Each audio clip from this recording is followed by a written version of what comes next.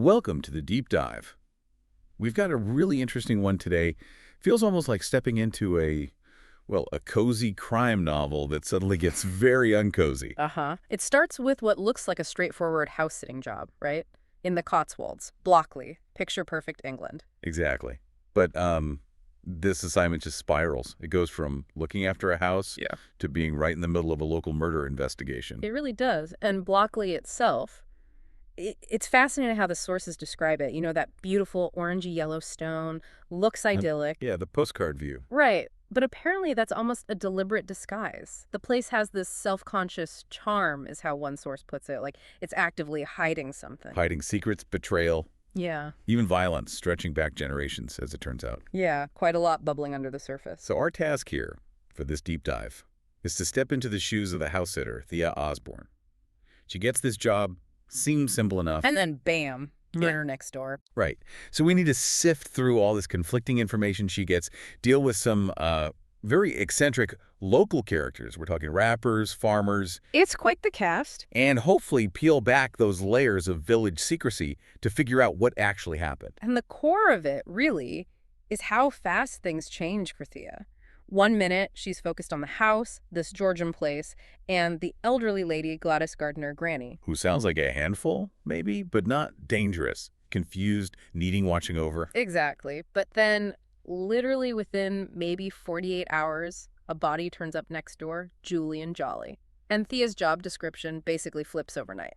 House sitting becomes ground zero for a homicide case. So for you listening, we're going to try and connect all the dots, the weird living situation, the local history, even an old crime. To piece together how this murder happened and maybe more importantly, why. Okay, let's start at the beginning then. The environment itself and the specifics of Thea's assignment. That seems like the logical place. Definitely. Blockley's geography is actually quite important, it seems. It's not just rolling hills. Oh. It's described as being in a natural bowl. Yeah, but the sources say the bowl has lumps in it. Lumps. What does that mean exactly? It means the ground level isn't consistent. There are sudden steep drops, houses on different levels, unexpected little alleyways, and hidden spots. Okay, so it's not all open and visible.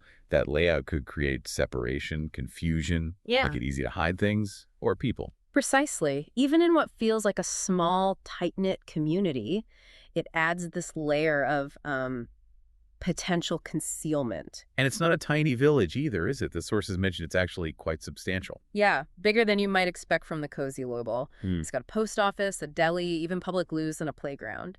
And the Crown Inn, the pub, seems central. So it's a real place. Locals, but also tourists, money. A mix of things happening. Definitely a mix. High wealth, potentially high contrast between the postcard image and the reality. But inside this charming village, you have this living arrangement for Granny Gardner that sounds, well, odd and controlling. Extremely controlling. Ron and Yvette Montgomery, they own the main house, the Georgian one. Granny, who's Yvette's mother, lives in this attached cottage. Attached, but separate. And Thea's job is to look after both places and Granny. Yes, but the rules they gave Thea are the first big, like, what's going on here moment. Right, the firm boundaries thing. Yeah. Thea must use Granny's separate street door to go into the cottage. She's absolutely forbidden from using the internal connecting door. The one that links the main house directly to Granny's place. That's the one. It has to be kept locked at all times. And Yvette apparently joked about it, saying Granny would have a heart attack if Thea just walked in. She did. But the source notes that Ron, Yvette's husband, had this little flicker in his eyebrow when she said it. Like maybe the reason wasn't just politeness. Suggests something more. Maybe less about Granny's shock, more about maintaining strict separation. Control. Exactly. And it gets more concrete with the key for that connecting door. The key on the high hook. Yes.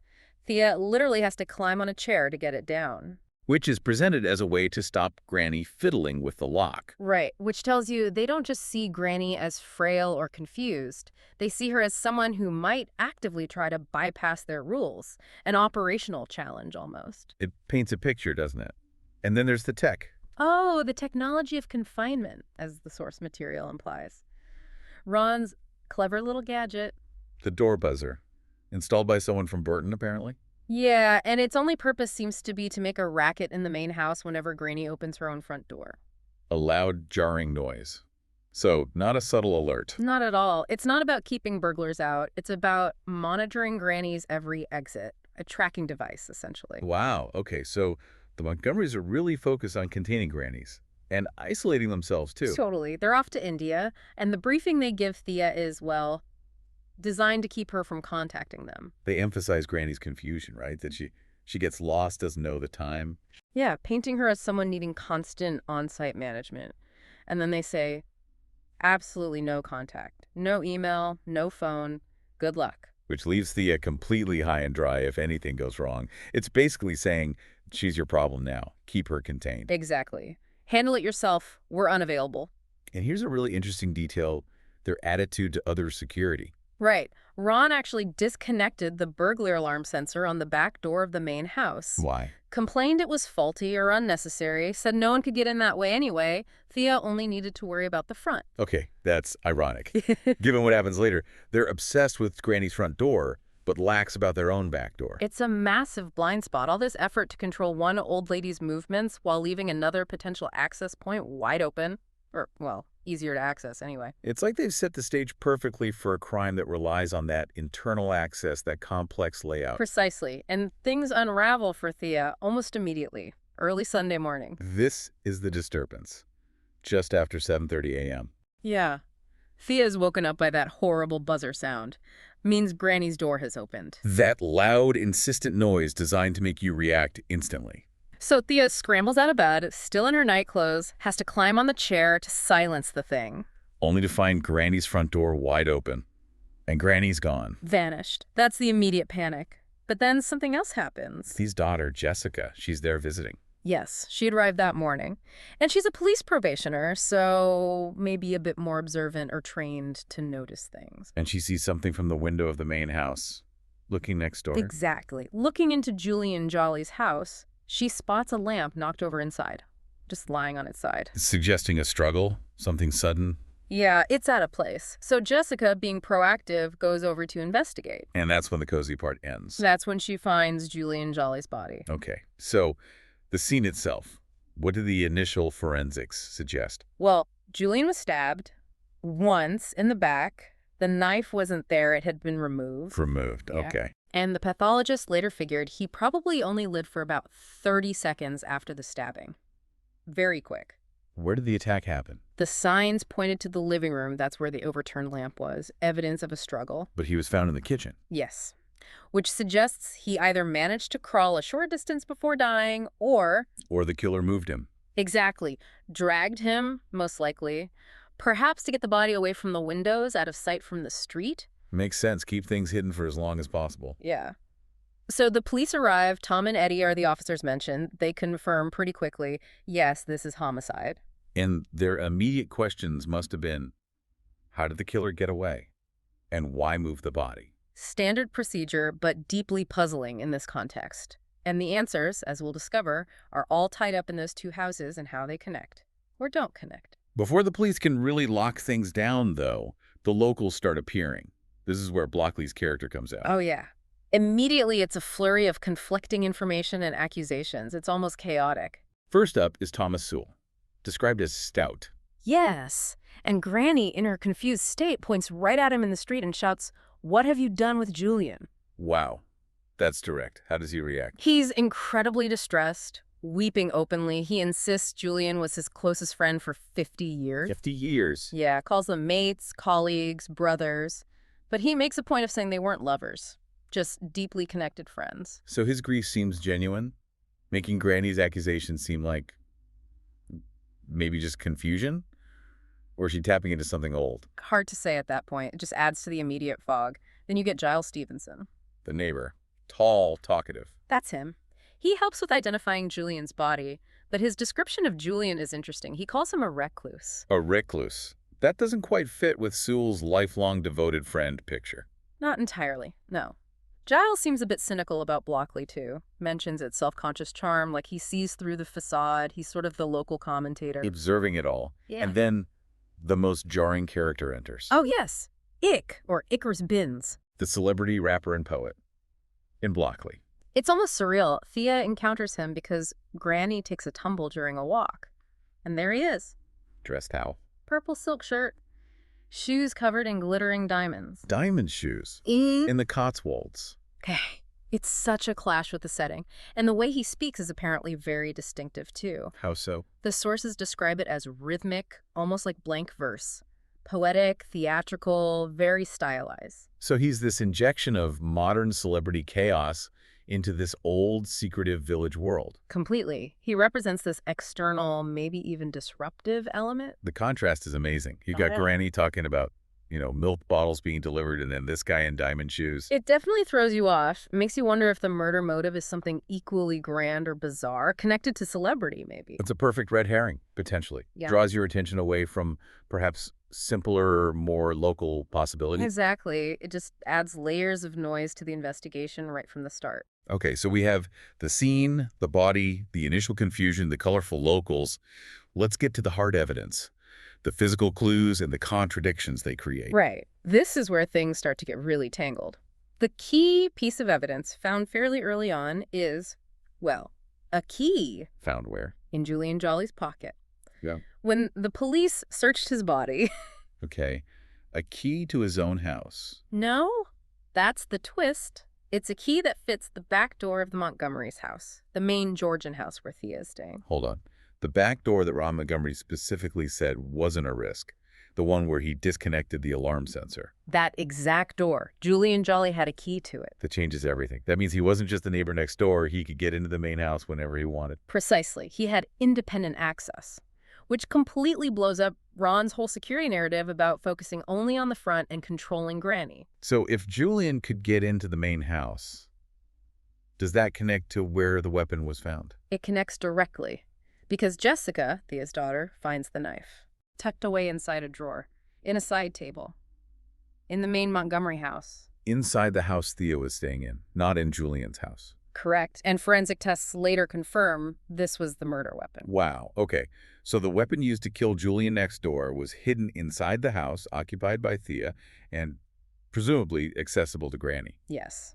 That throws suspicion immediately onto anyone with access to that main house. That means Thea herself. Granny, if she could somehow get through that locked connecting door or maybe went around. Or even the Montgomerys, theoretically. Could they have left it there before they went to India? Though that seems less likely. The police must have focused on Granny, right? Given her proximity and, well, her confusing behavior. They certainly did. But Granny is this huge paradox. You have these moments where she seems completely lost, asking Thea, "Who are you?" Over and over. Showing suspicion, confusion. But then she'll come out with something incredibly sharp and observant. Like the example with the dog, Hepsy.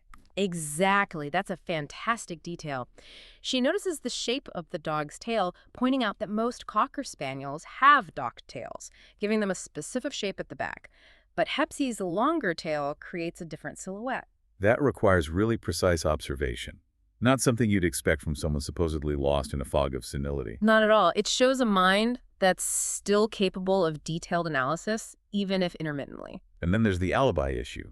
The lambing alibi. Right. Granny's seen with these slimy stains on her raincoat. And she claims she was helping a local farmer with lambing. Yeah. Which sounds completely absurd for a 92-year-old woman described as frail and confused. You'd dismiss it instantly. Wow. But it turns out to be true. The local farmer, a woman named Gussie, confirms it. Confirms Granny was helping deliver lambs. Yes. Gussie explains that Granny is actually incredibly skilled at it even now. Apparently it's not about strength. It's about having a feel for the right angle. Delicate work. Okay, that's huge. It doesn't just give her an alibi for the stains. It proves she has physical dexterity, coordination, and the mental focus needed for a complex, hands-on task. Absolutely. It completely undermines the picture the Montgomerys painted of this helpless, frail old woman. She's capable, physically and at times mentally very sharp. So let's put the pieces together again. Julian has a key to the back door of the main house. Check. The murder weapon is found inside the main house. Check. And Granny, who lives next door but is connected, is proven to be physically capable and mentally alert at times. Check. This forces us to rethink how the crime could have physically happened.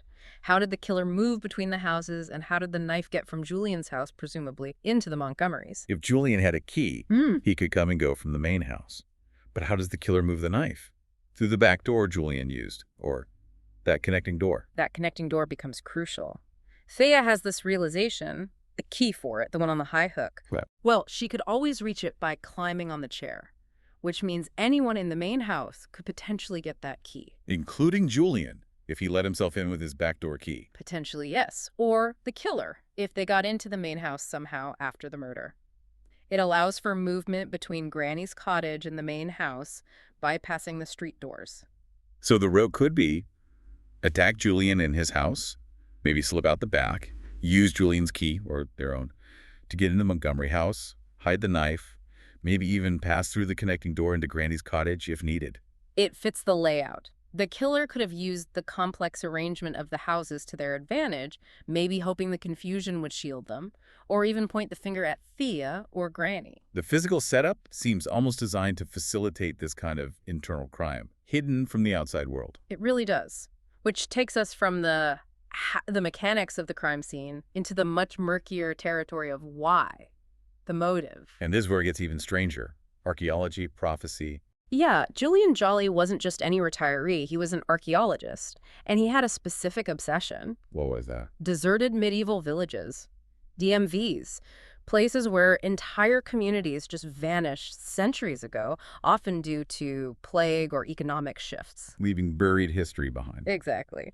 And Julian was particularly interested in one called Upton, which is apparently very near Blockley. That had been excavated. Yes, back in the 60s or 70s. And interestingly, they found evidence of even earlier pre-medieval structures there, so potentially a very significant historical site. Okay, so he's interested in local history. Yeah. How does prophecy get involved? Through this bizarre local legend connected to Joanna Southcott. Joanna Southcott.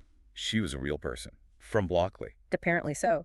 Lived in the 19th century, claimed she was a prophetess, and the legend goes that her most important prophecies were sealed inside a mystical box. The Southcott box. That's the one. Supposedly containing cures for all the world's problems, but it could only be opened at a time of national crisis and only in the presence of 24 bishops. Okay, that's quite specific. And Julian believed in this. Well, he created this piece of art, a photographic collage he called the Blockley box. It linked images of the sealed chest, Joanna Southcott's face, and old sepia photos of the ruins at Upton. So he definitely connected the legend, the box, and his archaeological site. He thought maybe the box or something equally valuable was hidden at Upton. It strongly suggests he did, yeah. Or at least he was exploring that possibility very seriously. And this potential treasure hunt brings in other people. It does. Julian's own grandson, Nick Jolly. What's his story? Nick actually admits he was looking for the Southcott box. He said Julian left behind these wormy documentations pointing towards the Upton site. Wormy documentations. Intriguing. Yeah. And Nick was conveniently house hunting nearby, which led to him meeting, guess who? Oh no, not Ick the Rapper. And a model named Cleody Mason, yes. Wow. This supposedly coincidental meeting. Coincidental, Wow. right? And were they just talking about it? Or? There's evidence of actual digging. Nick had this van, which, side note, was later involved in a fatal crash. Whole other story, perhaps, but this van was seen being used to secretly remove spoil. Spoil. Like soil and rubble. Exactly, from the Upton site. Illegally. Nick apparently claimed he was just trying to keep the secret of his grandfather's research. So the victim, Julian, was involved in potentially illegal, clandestine digging for historical treasure, possibly linked to a prophecy and connected to his grandson and a celebrity rapper. That's a motive right there. It's a brilliant motive. It's dramatic, it's complex, it involves buried secrets and maybe vast riches or world-changing prophecies. It's the perfect red herring. Why red herring? Because while all that noise is happening, the archaeology, the rapper, the box, there's another much older, much darker secret lurking right there in Granny Gardner's past. Ah.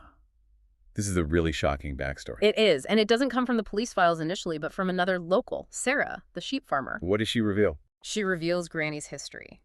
Gladys Gardner's maiden name was Gladys Fielding.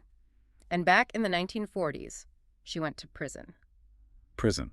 For what? Manslaughter. Manslaughter. Granny Gardner. Yes, let that sink in. She killed someone. Oh, what happened? It was incredibly tragic, but also violent.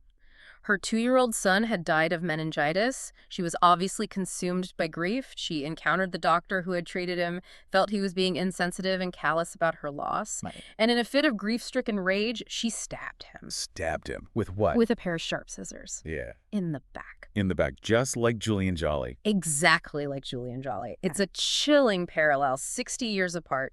Impulsive, lethal violence with a sharp object aimed at the back, triggered by intense emotion. So Granny doesn't just have the physical capability confirmed by the lambing story. She has a documented history of committing almost the exact same type of crime. Precisely. She has proven capacity for this specific act. It links her present confusion and moments of clarity directly to a past involving sudden, deadly violence. Did the police know about this? Yes, Uncle James, the senior officer mentioned, confirms they were aware of the old manslaughter conviction. But legally, it wasn't admissible as evidence for the current murder charge. It was just background context. But for us, trying to understand the whole picture, it's massive context. It completely reframes the possibilities. Absolutely. Suddenly, the question isn't just, was it the treasure hunters? It's, was Julian Jolly killed by this elderly woman who seems confused but is physically capable, emotionally volatile, and has done almost exactly this before? The contrast is stark. Ancient prophecies and rappers versus a decades-old personal history of violence. And the irony is, while the investigation could easily get lost chasing the glamorous, complicated lead Southcott, the real answer seems to lie right there, within the confines of those two connected houses. Much simpler, much more domestic. Which brings us towards the resolution. How did the truth finally come out? Well, the situation escalates medically for Granny. She has some kind of serious episode while Thea is there. What happens? Vomiting, her mouth goes crooked, her left arm just dangles. Looks very much like a stroke or a serious collapse. Okay, that's serious. That forces the issue of contacting family, surely, despite the Montgomery's instructions. It does. Thea has to call someone. And the only emergency contact listed, apart from the absent Montgomerys, is Yvette's younger sister, Frances. Frances lives in Cambridge. Yes. So Frances drives over. She arrives to find her mother collapsed, police still around investigating the murder next door. The pressure is clearly immense. Understandably. And it's Frances, under all that stress, who lets the real motive slip. It wasn't about dusty maps or prophetic boxes. What was it about? Money. Simple, modern inheritance. Julian's will. Julian's will? Apparently, Frances had her own financial troubles. Julian knew this, and he'd recently been reading his will aloud, planning changes, specifically planning to cut Frances out. Ah, the classic motive. Overlooked because of all the other drama. Exactly. Suddenly, the celebrity rapper and the medieval village seem very far away. This is about family money. And Frances confesses. Not in a formal police interview initially, but she says something incredibly revealing, almost accidentally, to Thea. Under pressure, seeing her mother ill, she says something like, "She saw me on Sunday when we killed Julian." We killed Julian. We implicating herself and her mother, Granny. So it wasn't just Granny acting alone or Frances acting alone. It was a joint effort. That's what Frances confirms. She lays out the mechanics. She says she was the one who held Julian down, physically restrained him. Immobilized him. And Granny. And Granny Gladys was the one who actually did the stabbing, using that capability, that history. Chilling. Yeah. So Frances provided the force. Granny provided the lethal action. Seems so. And then Frances admits she was the one who dragged Julian's body into the kitchen. Just like the forensics suggested, to hide it from the street view by some time. Yes. A calculated act after the violence, carried out by two women operating together within that strangely configured space. One seen as harmlessly senile, the other not even supposed to be there. And what happens to Granny after her collapse and this revelation? There's a final, tragic, but perhaps convenient twist. Granny dies. Shortly after the medical episode and Frances's admission. She dies before the police can formally investigate her role further. Yes. They were planning a search of her cottage, but her death occurs before that can happen, and questioning her formally would have been incredibly complex anyway, given her age, her health, her likely dementia. The legal and procedural hurdles would have been enormous. Exactly. Trying to prosecute a 92-year-old with probable dementia, even with a past conviction and a daughter's confession, would be a nightmare. Her death effectively closes the book on her direct involvement, from the police perspective. So the high drama, the archaeology, the prophecies, it all boiled down to a fight over inheritance, carried out by a daughter and her elderly, surprisingly capable mother. Pretty much. The ultimate lesson in Occam's razor may be The simplest explanation, however unlikely it seemed at first, was the true one. Familial greed trumped historical treasure. It really shows how that noise, the wrapper, the box, can be such effective camouflage, diverting everyone's attention. Absolutely. And how dangerous it is to assume that age equates to harmlessness. Granny's perceived senility was the perfect cover. Okay, so let's wrap this up. What are the key takeaways for us looking back at this whole Blockley affair? Well, first, definitely the importance of separating signal from noise. All the complex, exciting theories about archaeology and prophecy, noise. The signal was the simple domestic motive, inheritance. And the killer wasn't some shadowy figure from the historical underworld, but Granny, aided by her daughter Frances, leveraging Granny's history and perceived frailty. Exactly. Second, Blockley itself. It really highlights how much secrecy and darkness can be hidden beneath a charming, picture-perfect surface. You had illegal digging, celebrity shenanigans, this ancient prophecy, Yeah. all happening alongside a decades-old manslaughter case and a current murder plot within one family. That lovely Cotswold stone covers a multitude of sins, apparently. The contrast between the setting and the events is just stark. It's fascinating that Julian's own obsessions, the Blockley box, the DMVs, were so intricate. But his death was caused by something so brutally simple, changing his will. The ultimate irony, perhaps. But thinking back, I'm left with one final thought, something that nags at me, going right back to the start. Ron and Yvette Montgomery. Ah, the absent homeowners. What about them? Well, they were so insistent on those boundaries. Keep the internal door locked. Use the buzzer to track Granny. Isolate her. Isolate Thea by being unreachable. Yeah, their control freakery was off the charts. Julian Jolly had a key to their back door, which implies he was probably there quite often, maybe even with their knowledge or tolerance. That's a really good point. If he was a regular visitor, maybe popping in the back way. Did Ron and Yvette know? Did they know he had that key?